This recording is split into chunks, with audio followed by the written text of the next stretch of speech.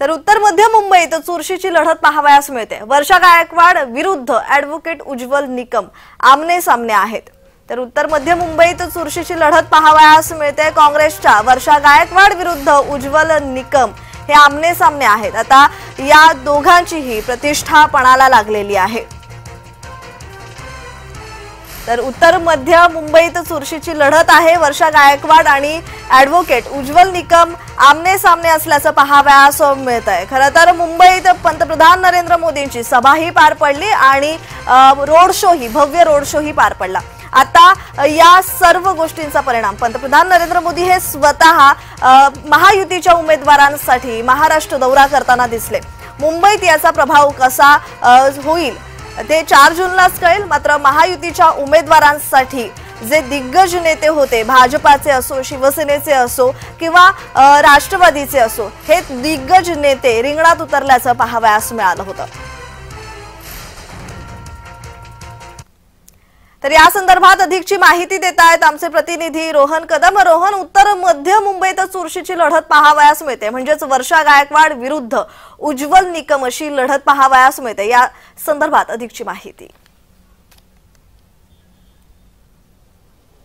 अगदी बरोबर आहे प्रज्ञा। खरं तर गेल्या काही दिवसांपासून संपूर्ण राजकारण जे आहे ते या उत्तर मध्य मुंबईच्या भोवताली जे आहे ते पसरलेलं पाहायला मिळत आहे। अगदी पूनम महाजन यांचा पत्ता कट करत, म्हणजे 10 वर्ष जे आहे त्या पूनम महाजन या उत्तर मध्य मुंबईमधून निवडून जात होत्या, त्यांचा पत्ता कट करत जे ते प्रसिद्ध आणि प्रख्यात वकील असणारे उज्ज्वल निकमांचा हे जे आहे तो नंबर जो आहे तो भाजपमध्ये लागला, महायुतीमध्ये लागला आणि महायुतीच्या वतीने जे ते उज्ज्वल निकमांना हे तिकीट देण्यात आलं आणि तिथून ते आता निवडणूक लढतात आणि त्यांच्या विरोधामध्ये महाविकास आघाडीकडून एक चांगल्या मंत्री असणाऱ्या वर्षा गायकवाड यांना जे आहे तिकीट दिलेलं पाहायला मिळते आणि त्यामुळे ही संपूर्ण लढाई जी आहे ती अतिशय रंगतदार गेल्या महिनाभरापासून आपल्याला पाहायला मिळते। अनेक मोठ्या प्रमाणामध्ये या तिकिटासाठी वर्षा गायकवाडांना प्रयत्न करावे लागले होते। दिल्ली वारी करून त्यांनी जे ते वर्षा गायकवाडांनी हे काँग्रेस उमेदवारीचं तिकीट जे आहे ते आणलेलं पाहायला मिळत आहे। त्यांच्यासमोर उज्ज्वल निकम यांचं मोठं आव्हान जे आहे ते असणार आहे। अगदी थोड्या वेळामध्ये उज्ज्वल निकम जे आहे ते या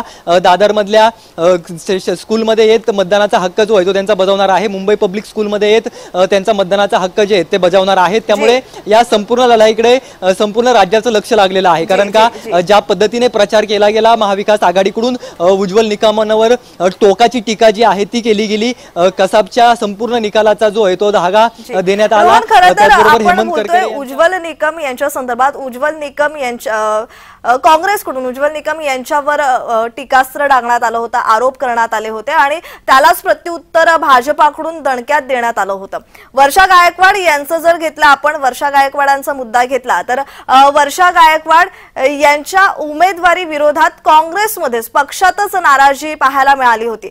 तर या दोघांना याचे परिणाम कसे भोगावे लागतील किंवा या सर्व राजकीय वातावरण त्यांच्या विरोधात होतं, तर याचा परिणाम 4 जूनला होईल का?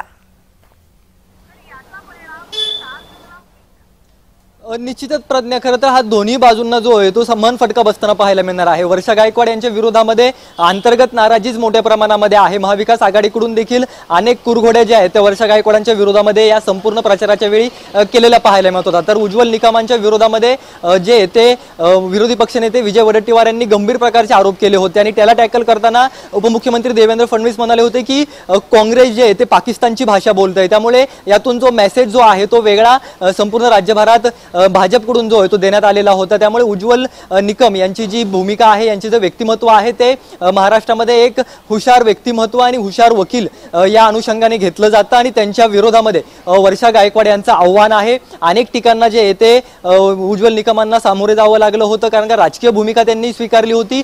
थेट भाजपमध्ये प्रवेश त्यांनी केलेला आहे आणि ते भाजपच्या तिकिटावरती जे कमळावरच्या चिन्हावरती जे ते निवडणूक लढवत आहेत। त्यामुळे मोठ्या प्रमाणामध्ये जे ती नाराजी काही घटकांमध्ये आपल्याला पाहायला देखील मिळाली होती, परंतु त्याचा कितपत परिणाम या सगळ्या मतदानाच्या प्रक्रियेमध्ये होतोय, याचा फायदा कोणाला होतोय, तोटा कोणाला होतोय हे 4 जूनला समजेल। परंतु सध्या तरी मतदानाचा दिवस आहे। मुंबईकर नागरिक जे ते घराबाहेर पडतायत।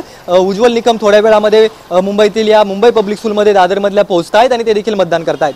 प्रज्ञा, अशीच अपडेट घेत राहू रोहन तुमच्याकडून। धन्यवाद तुम्ही दिलेल्या माहितीसाठी।